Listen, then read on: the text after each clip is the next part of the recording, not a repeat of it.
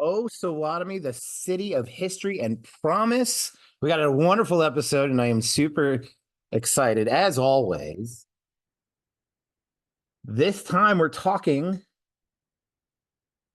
as soon as it sets up. Oh, come on now. There he is. Paul Long. How are you, sir? Fantastic. And yourself? I'm doing really, really good. Hey, man, there was no miscommunication or misunderstanding. You set the expectation. I didn't put it in my calendar because I was going to get a Zoom invite. Yeah. Well, I And tell there you was, that I can't, I'm not good looking enough to be able to set a Zoom for a certain day and time in the future. Right. So my my beauty requires me to go minute by minute. all I right. have to live in the moment, and when the moment says it's time to Zoom, then I'll send you the email.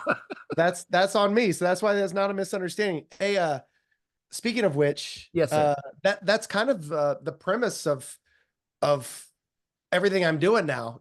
Being in the Okay. present, connecting to the moment and all that stuff. So that's a Can I good can I go ahead. just say this? I'm recording, by the way, just so you know. Okay. I Out of don't edit.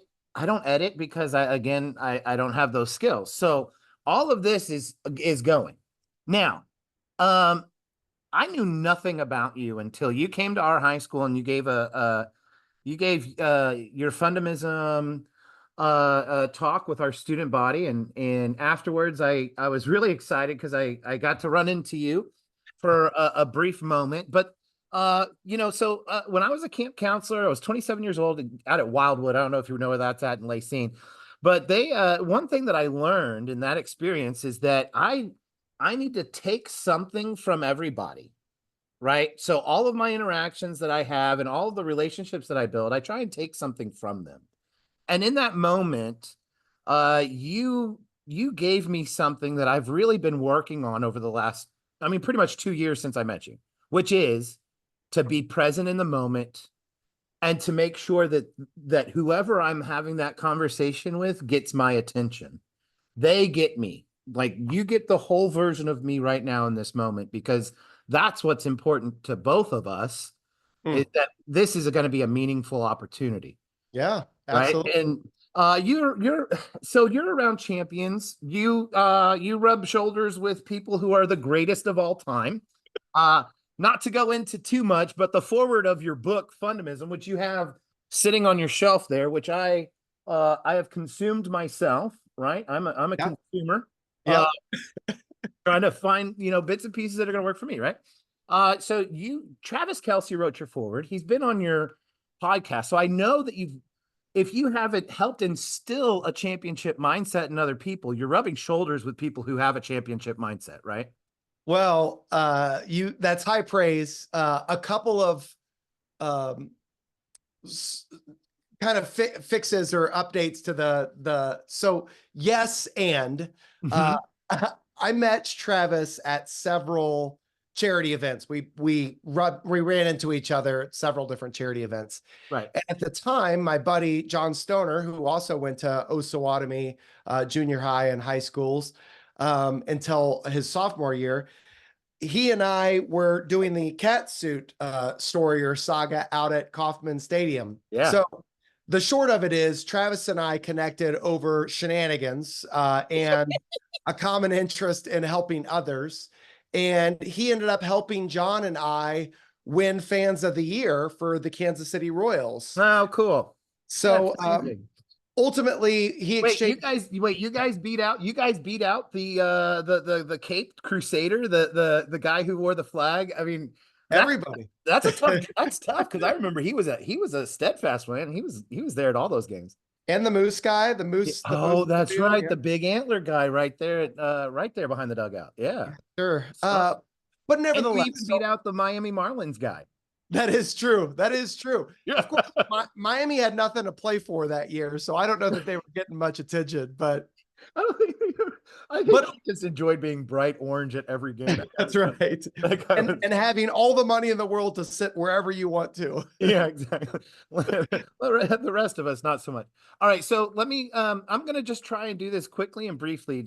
Talk about your resume, and then I want to kind of just highlight some of this because a lot of it's in your book. A lot of it I got from your speech that you gave to our kids, right? You grew up here in Osawatomie. You graduated in Osawatomie 2000, maybe 2001, somewhere in that ballpark. 99. 99. Yep. Okay. And then you were doing you were working in telemarketing, I believe, at some point throughout this throughout your journey. And then the cat suit game comes around. Your buddy John Stoner is like, "Hey man, we're doing this."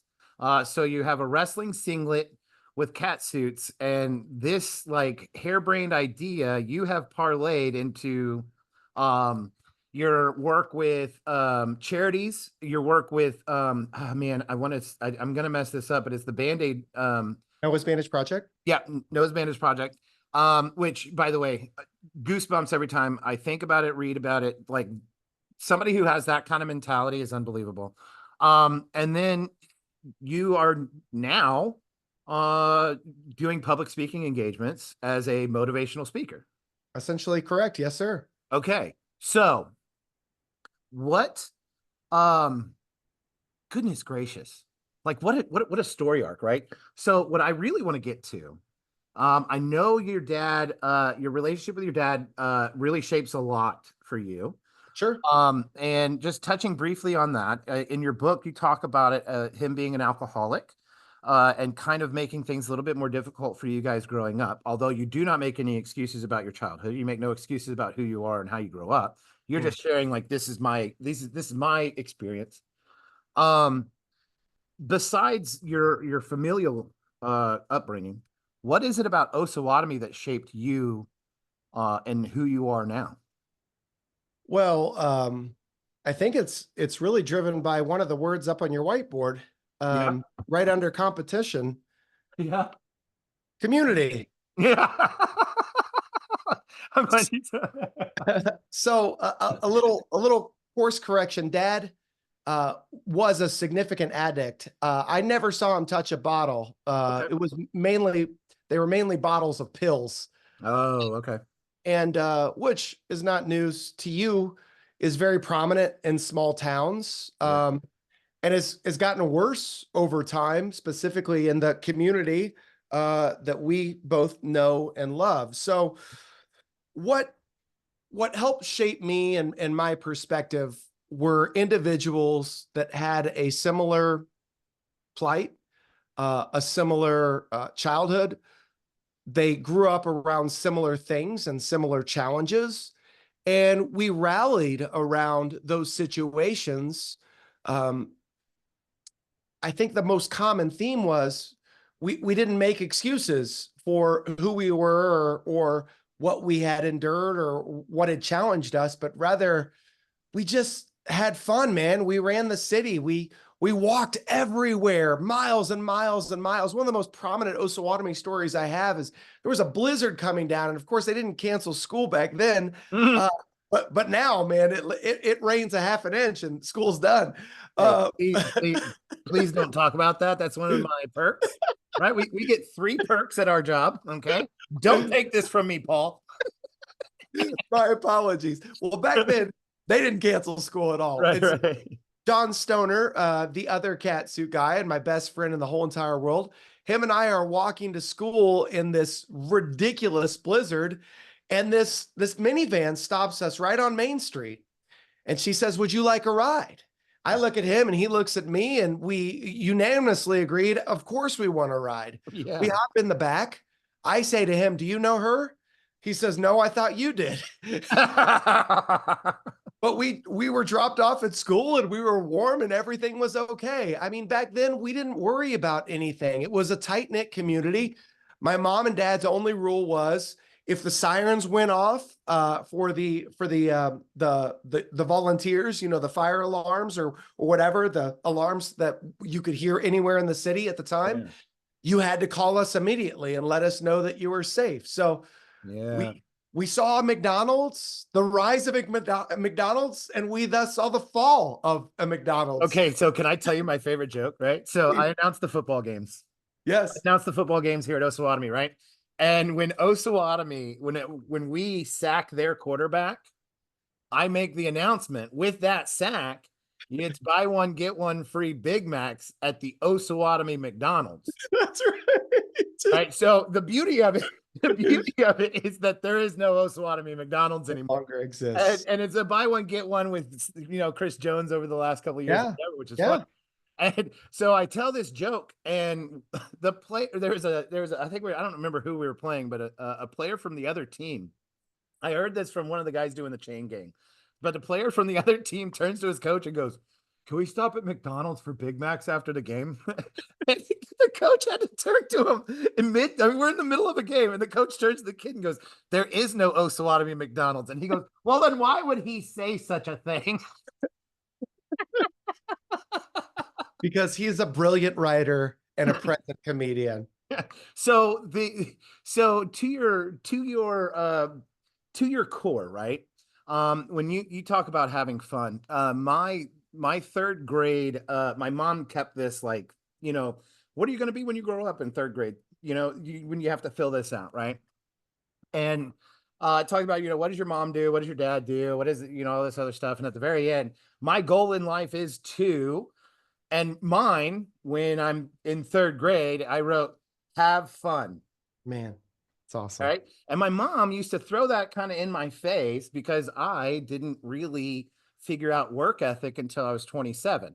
So, so I've really only been working for like, 15 years.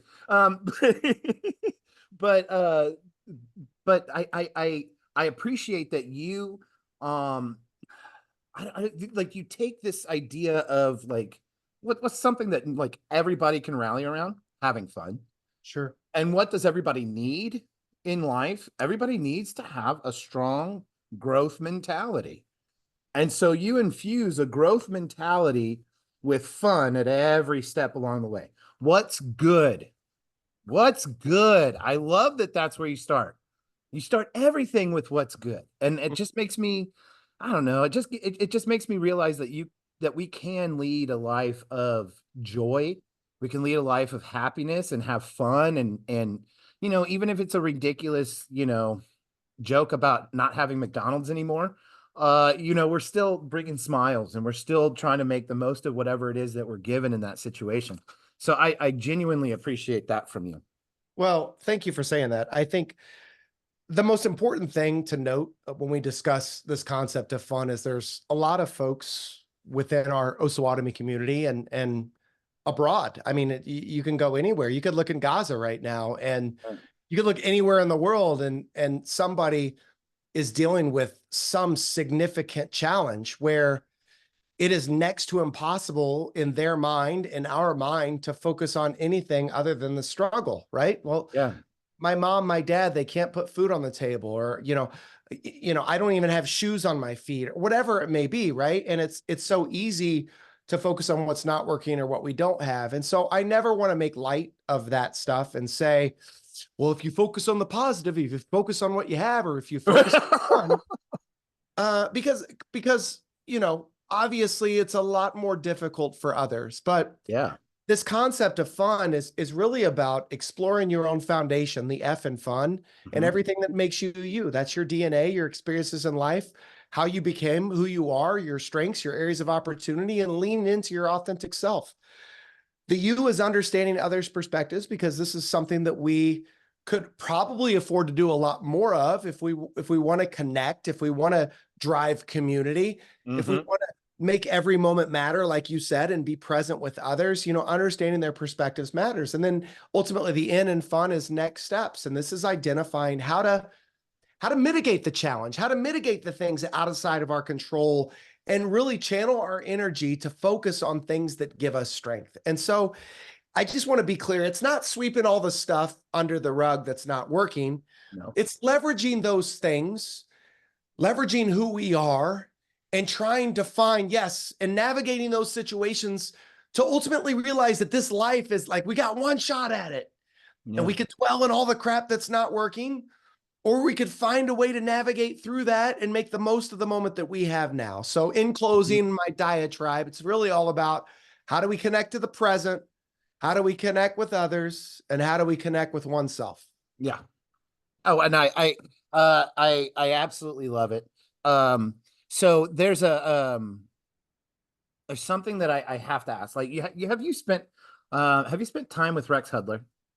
I have, yes, sir. I actually Okay, got the opportunity to roast Rex Hudler in front of a stop thousand it. people. Yeah. Are you serious?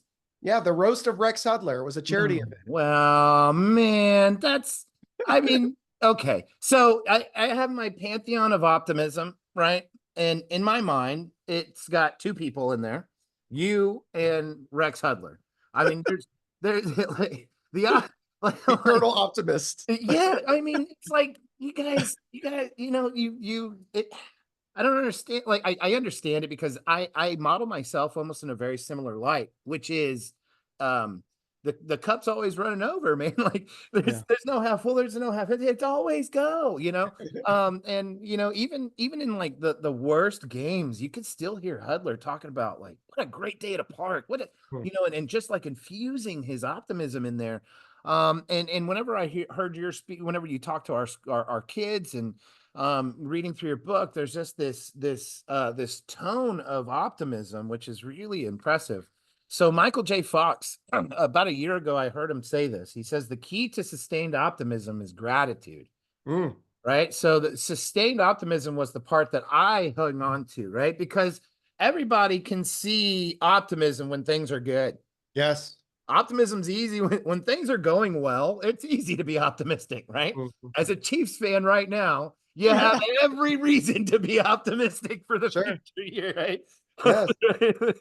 But it's the sustained optimism piece that I heard in that moment just kind of really struck me, and I immediately thought about you, and I thought about Uncle Hud because it has to be some sort of a drive with you guys. And so when I was thinking about it, you spoke to your motivation being your wife and kids in your talk.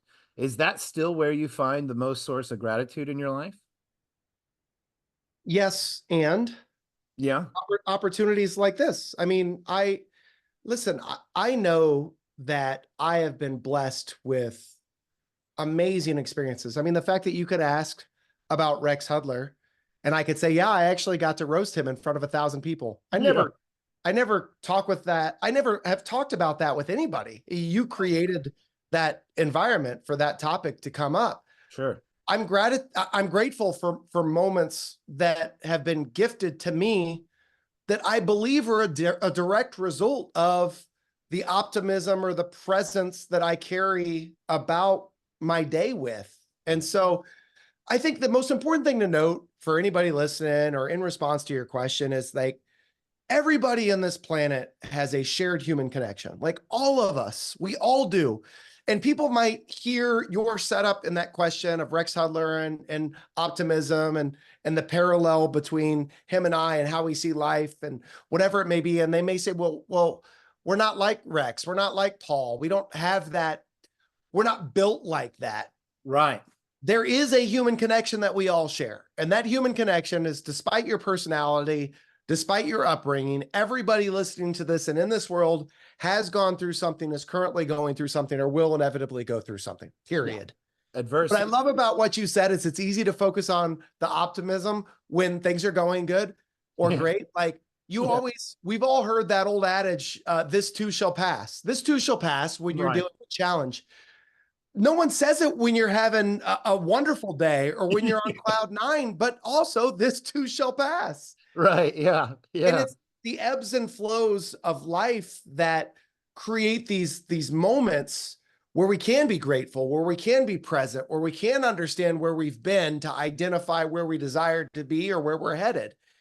And I think at the end of the day, when you realize that everybody in this world has gone through it, is currently going through it, or will inevitably go through it, it's it's easier to be able to have takeaways from every individual that you talk with, despite our differences. So, for example, people might see me as this eternal optimist that never has a bad day and is an extrovert and loves to be boisterous and loud. That's partly true. But what people don't know is I hail from a family of depression and anxiety and bipolar disorder and schizophrenia. And I had an uncle that committed suicide 2 years ago, and I was the person on the scene picking up his letter to his family, and I saw the aftermath. People don't understand that I deliberately am this way Rex Hudler is deliberately this way because we've seen challenge, we've seen heartache, we've seen darkness, and we know what it feels like. And gosh, it feels so much better to be here in this moment, focusing on someone else or something else that creates joy, light, and happiness. Yeah. Yeah.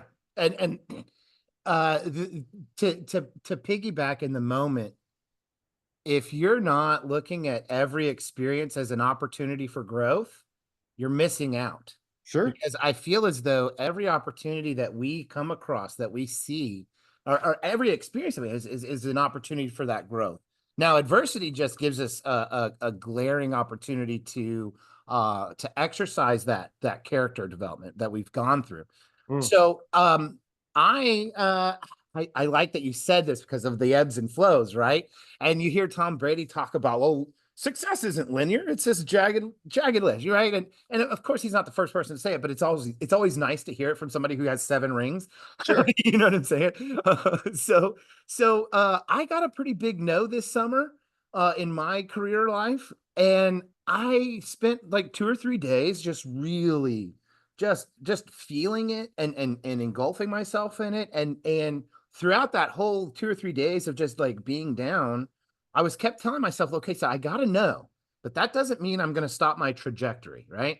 So is there a time where you were told no, that it seemed like that's the end of uh your speaking career, or the end of your, the path that you had set out for yourself? Is there a time that you got to know that really helped launch you to where you're at now? Can you talk about a no that you've received at some point?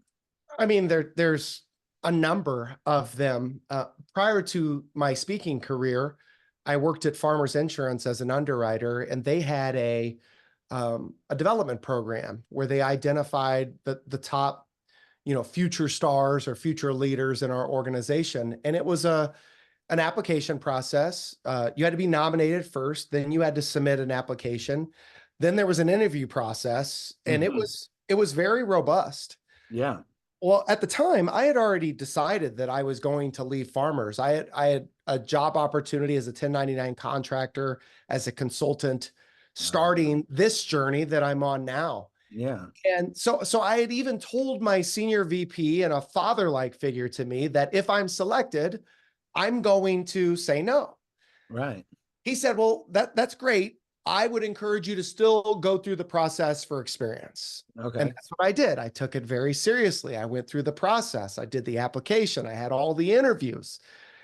Come decision day, I got a call from somebody in HR, the head of HR, saying that I wasn't selected. As a follow-up to those that were selected and those that weren't, they tell you why. They have another meeting with you. Yeah. And the feedback that I was given was that I come across as very disingenuous or insincere. Oh, wow. Okay. Well, there is not much that you could say to me to get my blood pumping than to say that, right? Right. Now, mind you, I am, 20 some odd years old, very young in my career. I don't necessarily know how to deal with this feedback. So I'm hot, I'm upset. And the vitriol is directed directly at that HR representative. Who could say this? I don't understand why you're not selecting me because I'm disingenuous. Yeah. I storm up to my executive VP slash mentor slash father-like figure, his office. I knock on the door. He could see I'm in tears. I'm upset. I tell him what's going on, and he says, you sit your butt right down. And I'm like kind of in awe, like, what's going on here? You sit down. And he says, well, what's one person's feedback? Hmm. And I said, well, I guess it's an opinion of their interaction with you or their thought of you. And he said, how many times have you ever heard this in your life? I said, this is the first time. This is why it's upsetting me so much. Right. And to be not selected for this, that he said, to be not selected for something that you couldn't accept anyway. Is that what you're referencing? And I said, yes, sir. And he said, one person's feedback is just one person's opinion of you. You listen to it. You identify, is there reality in there? Is there something that's close? It could be beneficial for me to know moving forward. Or is it something I've never heard before? And if so, potentially just put it in your back pocket and store it for a rainy day. If it never comes up again, well, then maybe again, that was just a misidentification or misperception of you. But if it does come up again, well, then you have something that you have to think about, right? Right. So this no shaped me specifically because this individual saying I'm disingenuous. Fast forward about 2 years later, I was in a consulting meeting, and the same piece of feedback came up again. And I remember being taken back to that day. Yeah. And so to answer your question directly, these no's or these situations, these perceptions of me, it fueled me even more to be consistent in who I am. Yeah. Because whether I'm a speaker, whether I'm a consultant, whether I'm a friend, whether I'm a father, whether I'm a husband, whether I'm on a podcast, Mhm. nobody could ever question my authenticity if I'm the same person all the time. Yeah. If I show up the same way, and that way is always about trying to express light, trying to create meaningful interactions, talking about things that could potentially help others through a deep and dark time. Well, I know that my intent, which matters, is in the right place. You can Yeah. never question my intent. My intent always comes from a great place. Yeah. So at the end of the day, those no's and those perceptions of me, which we all have, including anybody listening to this, Right. they impact how we show up. But I have long ago learned that nobody's thinking about you as much as you think they are. So you might as well show up as your authentic self. Nobody, nobody cares about you the way you do. That's right. That is absolutely right. Oh, that's great. That's really, really good because that's kind of what I mean, in a big way, you're kind of highlighting something that I needed to take away from it, which is um just having that consistency piece, right? So I've lived here in Osawatomie now 8 years. I've kind of got myself in a position where I'm learning as much as I can about the community, which is the whole point of this podcast for me. I'm sitting gardening 2 summers ago. I'm listening to our conversation, or sorry, a year ago, last year. I'm listening to our conversation that we had, and you just said, "Go for it. Go start your YouTube channel. It doesn't matter. Just Yeah. do it, and you'll learn. Do it. Just have that experience." And I was like, okay, whatever." And I'm thinking about that. I'm listening to your podcast. I'm listening to one called another one called An Army of Normal Folks. Have you heard of this guy? I have not. Oh my goodness. Really cool dude. He was a football coach out of Memphis, and he got a Netflix documentary. I don't even Netflix at the time. Somebody did a documentary about his football team. And the documentary ended up winning an Academy Award, right? So he's Mm, an Academy Award winning football coach, which is a weird setup, but he parlayed it into he's doing a cultural movement on, what can you do for your community, and he's highlighting people throughout the United States. And so I'm listening to this guy. I'm getting motivated to what can I do for my community, and what skill sets do I have that I could apply. And then you're just like, go do it, right? So our conversation is get out there and do it. So I put together the podcast, right? And now we're officially in season 2. I've talked to Academy Award winners. I've talked to somebody who was on the phone in with NASA. She was the first female flight director for NASA, and she was helping Sally Ride put together a satellite. wow. I've talked to MIT professors.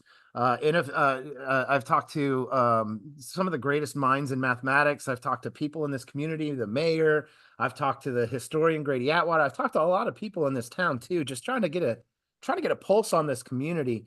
And it has been what a wild, just a cool journey, just to get to talk to people and learn more about this community and learn more about the people that come from here, and just like some of the threads that come through Osawatomie are insane. Like Mm. the history of this town specifically is as rich as it gets.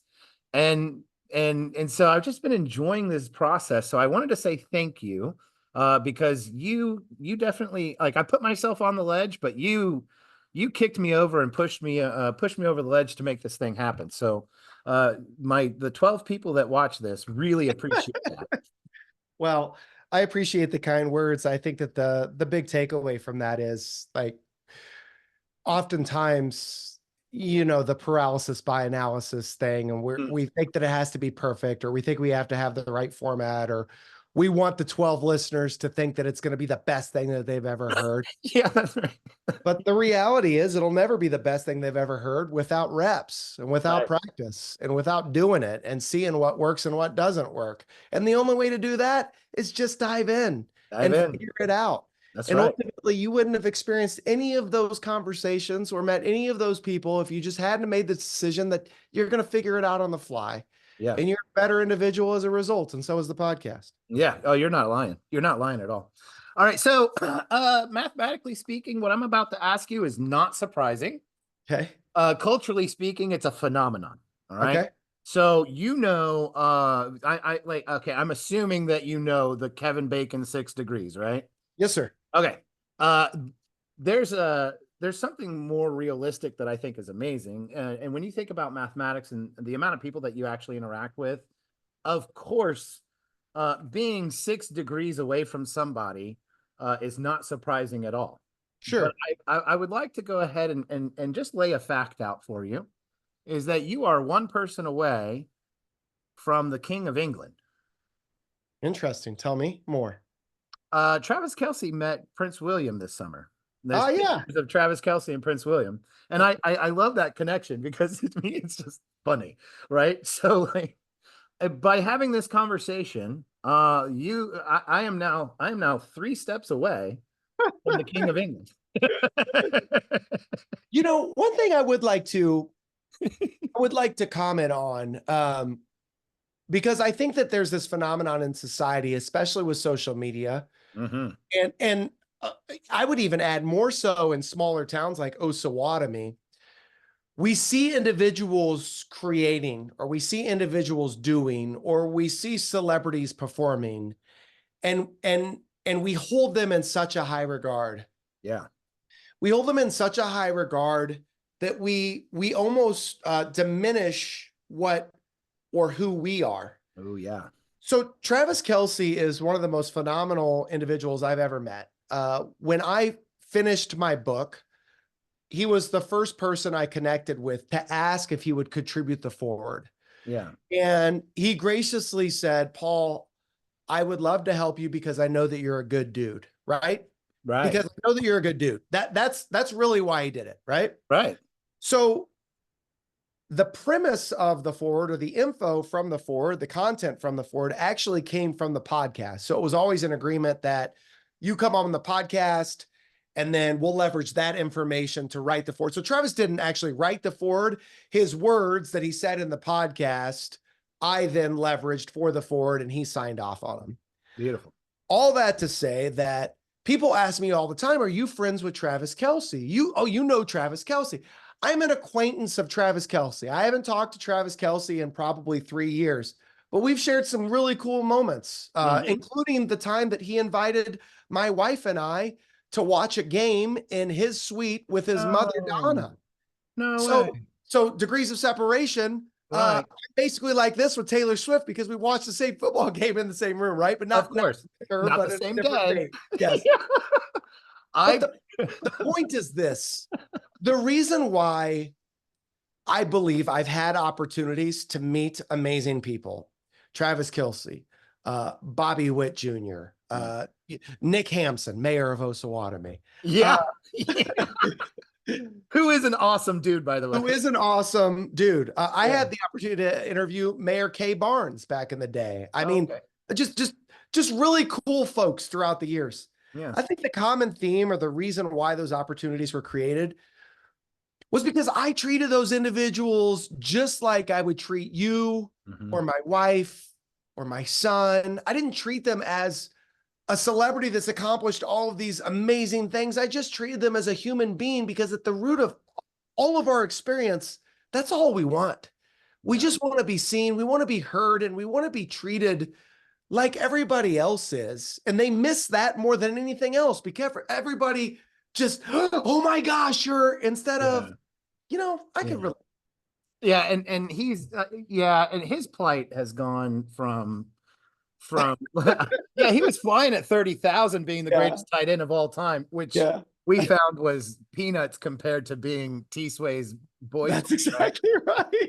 You know, so so when all that's going on, when all that's going on, you know, the teachers in the teachers lounge, right? We all like we I think we have a pulse on everything. Like Sure, we solve all the world's problems in the teachers lounge. I don't of know why. course. I don't know why it's not televised and everybody just agrees with it. But they're talking about Taylor Swift coming to the games and stuff. And I tell you, the hardcore football people in the room, we were all like, we love Taylor. She's like our girlfriend. This is great. It's like the city is getting Taylor. Yay. We're Yeah, excited for her yeah, and Tim, and love is in the air. This is great. And like the like the rom-com group of they're like, well, is he gonna be focused on the game?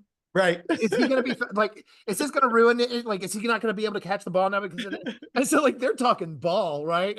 And we're like the hardcore football people are just like, oh, this is great. It's It's good. Love is cute. in the air. Love Yeah. is love. Gotta love it, you know? So I thought that was really funny because I just feel like, you know, when good stuff is going on and things are good, life is good. We got championship football. We got more wins in the Royals this year. We already have more wins by July. Let me crap my July Yeah, 24th than we did all of last year. that's Right? right. Things are good. You know, Guy what could that's possibly could go wrong? potentially win a batting title and one of the greatest generational talents this city has ever seen, Yeah. let alone potentially the world when it's all said and done. You want to hear a fun Osawatomie connection with Please, Bobby Witt? please. His personal batting coach is Jeremy Jeremy Eisenhower. Eisenhower. Yeah, Yeah, so you knew it. Yeah. yeah. Yeah, I saw that on ESPN. I saw that come through and I was like, oh, of course Osawatomie would have something with that. Jeremy graduated the year before me, as Okay. did Nick Hampson. Yeah. And Jeremy was a legend in Osawatomie, being a receiver that could catch any ball. He just ran under it. Yeah. And obviously playing in the minors for the Yankees. So it was not news to me that those two gentlemen had connected because, man, I'll tell you what, the amount of work that Bobby Witt puts into his craft. Yeah. I mean, that's Yeah. what it takes. What That's is it. it? That Lagnat mentality? Lanyap. Lanyap, pronounced it wrong. No, it's a-okay. So that my mom is from Bossier City, Louisiana. Okay. And so she was talking about I think it was like dinner one day. Like there's like a little bit of leftovers or whatever. And she goes, there's some lanyap if you want it. And I was like, Mom, I'm I'm like 30. I've never heard you use this word. What are you saying? What is this? So I had to Google it and get it on. It just means extra, right? That little bit of extra. And so the lanyap mentality is like you could do what you're supposed to do, but are you willing to put in that extra rep? Are you willing to put in that extra 15 minutes before your test to make sure that you know all the concepts? Are you willing to do what it takes and then that one extra? And so that's the lanyard mentality I've adopted that mentality piece. Just because I think I think it's important to know um I think it's important to know that you can always push yourself to be better, right? To push yourself to be more. And the only way to do that is to get outside that comfort zone and to do that extra. Man, I mean, and it ties in nicely to the conversation of Travis Kelsey and Bobby Witt Jr. and Caitlin Clark and Angel Reese and Kamala Harris. However you feel about politics, I mean, it's pretty amazing to see the ascension of all of these people that are willing to put in a little more work. A little more work. That's exactly right. Yeah, I mean, that's why I'm doing this, right? This is quite literally my lanyard, right? Doing this podcast. I mean, obviously I'm not sponsored by anybody for doing it. I should get sponsored by Bic, dude. You see my new tattoo? I do see that. Isn't that dope? Is that number two though? Yeah, it's number 2. Okay, all right, just checking. 0.7 millimeter. Yeah, no, it's Is it functional? Because mine never worked. I'm just waiting for this. I'm waiting for the first kid to go, I need a pencil, Mr. Stevens. Got you right here. But yeah, so so like to to your point, and I'm reading this and I was browsing through it again. There's you list like 100 fundamentalisms at the end, right? These are really good tools. And they're not the only tools. And I love that you reiterate that, right? This isn't the only way to make things, to get the ball rolling, to get the stuff moving, right? A lot of it, in my mind, I see your book as like people hit that wall, they're stuck in that quicksand, and everything that they've done in the past hasn't got them to where they want to be, Yeah. right? Like we're stuck in this, and what's that? And your fundamentals at the end are just like, hey man, here's 100 ideas on how to get yourself out of that quicksand and to keep moving forward. Yeah. Here's 100 ideas on how to get through that wall. How do Yes. I break through this moment?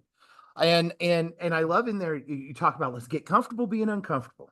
And one of the things that I really sit down with my kids and I talk to them about is, your comfortability is inside right here. Mhm. You're doing great right here. You're doing really, really good, but your goal is over here. Your Yeah. goal is sitting way over here, but you're stuck here. And if you don't get outside this comfort zone and grow and grow and grow, however you do it, you're not going to be able to get to that goal, Mm. And so, that's just it. Like, how do I get these kids outside of that comfort zone? So there's a lot of these conversations that I have with them. And I am so excited because I have this tool set, right? I have 100 ideas right there, boom, ready to go. And I love that, especially with things are different than when we were in high school. Things are dramatically different than we were in high school. Trauma baby is a new term, I guess, that I've heard a lot. These kids are dealing with regular stuff that we dealt with, but they have this label of trauma, and then they have this overwhelming mental health. Like mental health is the only way to fix. Like mental health, whatever is the only way to fix it. And I love like a lot of the kids are not afraid to talk about it. I'm going to therapy and doing it, and I love it, man. These kids are doing the best that they can to get through these scenarios. But I think that the trauma has been a little oversold in the last 10, maybe 15 years.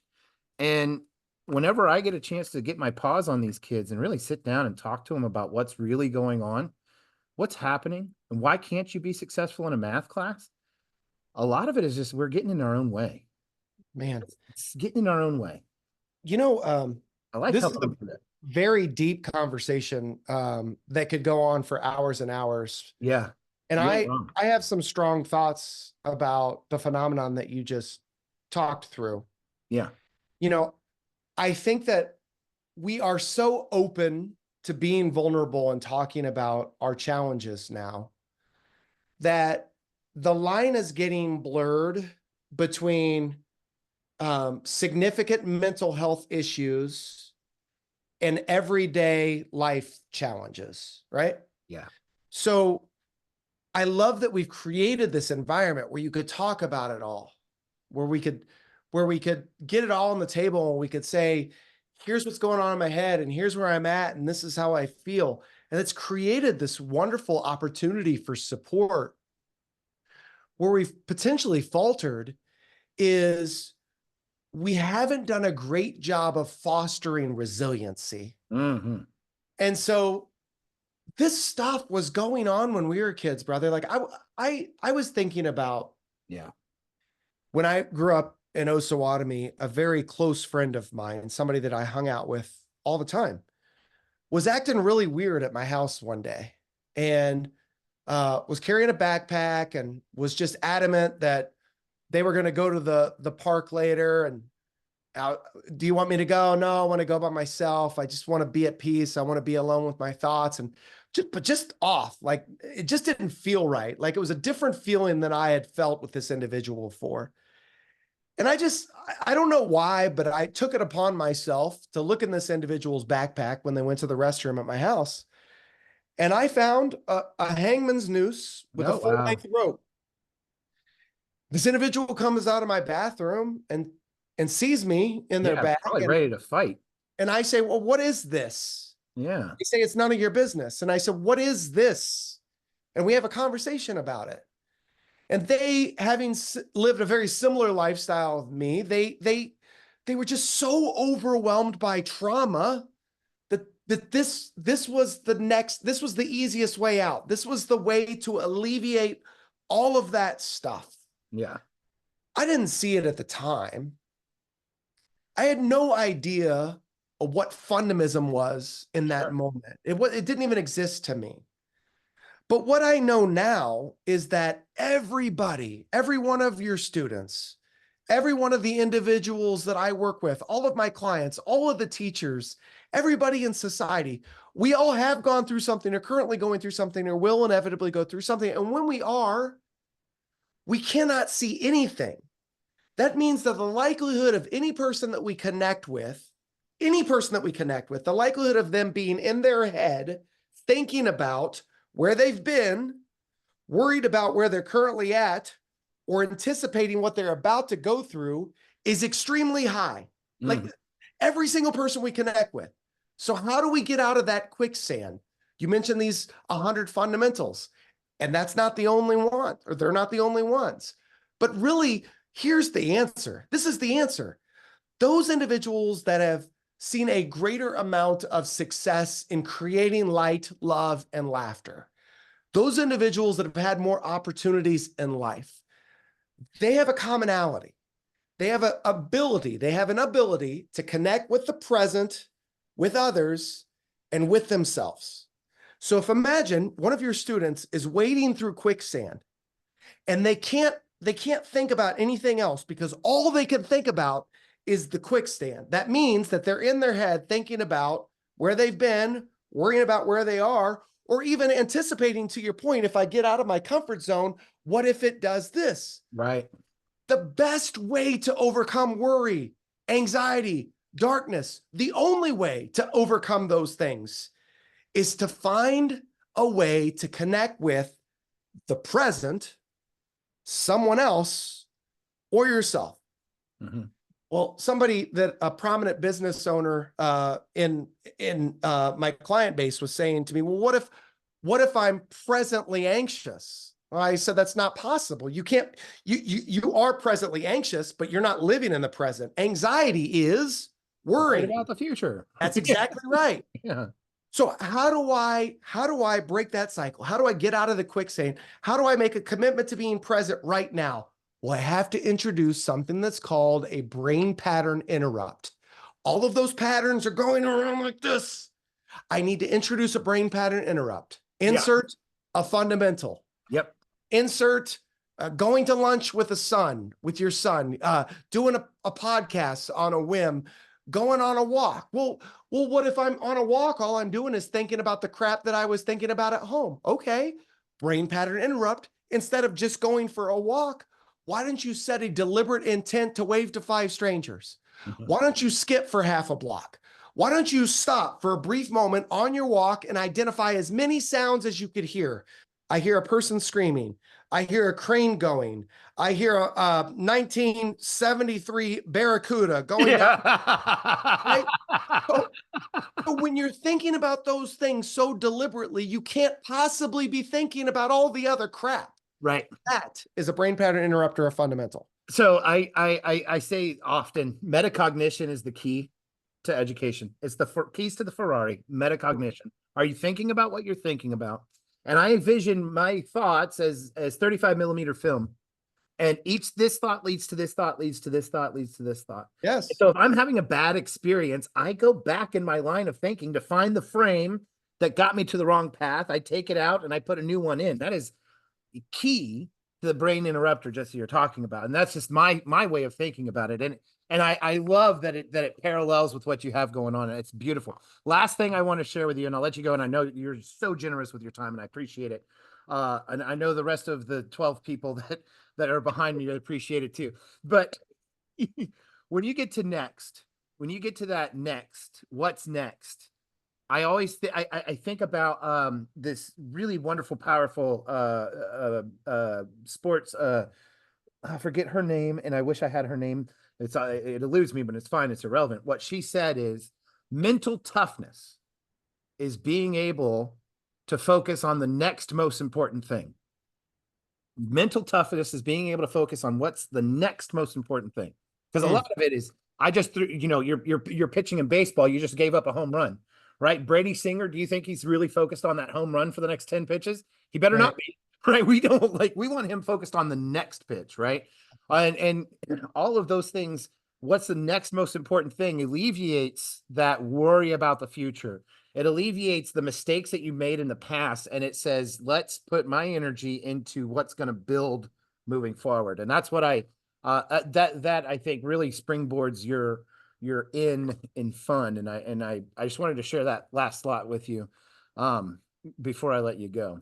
Well, I appreciate you sharing. I think that falls right into this term resiliency, right? We Yes. talked about that before, right? Yes. And resiliency is really built around the concept of mental toughness. But oftentimes we're grasping at straws trying to figure out what that looks like or means. Yeah. My new signature keynote is called Reframing Resilience, the Oh, Power of okay. Meaningful Connection. Okay. So what if we reframe this definition of resilience or mental toughness to not allowing bad moments to become bad days, months, or years? Mm, So like if you think about the worst day in your life, or think about a really bad day that you had. yeah. I always go back to the moment that I heard that my dad had passed, and then hearing on the drive back home from Portland, Oregon to Kansas City to meet my family and make arrangements for his funeral, receiving a call saying you should probably get home because your grandma isn't going to make it through the Uh, week. So sounds like a terrible day, right? yeah, Well, absolutely. that day was also filled with great moments. Seeing my baby girl and my wife in the back seat, seeing some of the most beautiful scenery that America has to offer, Right. mountains and greenery, and hearing some fantastic music that allowed me to think about my father in a quality space. Hmm. So it got me thinking, how many bad moments does it take to give this day a title of a bad day? Yeah. So how do we reframe this mental toughness or resiliency to the definition of not allowing bad moments to become bad days, bad months, and bad years? I'll leave you with this. One of my favorite comedians as of late is a gentleman by the name of Bill Burr. Yeah. He was doing an interview on one of the late night talk shows. And this topic came up of anxiety. And Bill Burr very nonchalantly says, "You're going to be fine. It's fine. You're going to be fine." Yeah. He says, you're going to be fine until you're not. And Yeah. at which point you just deal with it then. He said, doesn't it make more sense to just deal with it then as opposed to just worrying about it and ruining every moment up until then? You're going to be fine until you're not. And then deal with it then. Yeah. I That's love right. Yeah. Yeah. It's so good. All right, Paul. Thank you so much for giving me so much of your time. You're amazing and wonderful. I hope you keep in touch. And if you ever accidentally come back through Osawatomie, please hook me up or look me up and we'll try and get some barbecue or something. I will do that, Dave. Most likely it will be at your school, I'm certain. So I will see you soon. All right. Thanks, Have a Paul. good Have a one. great Thank day, you. man. We'll see you. Bye.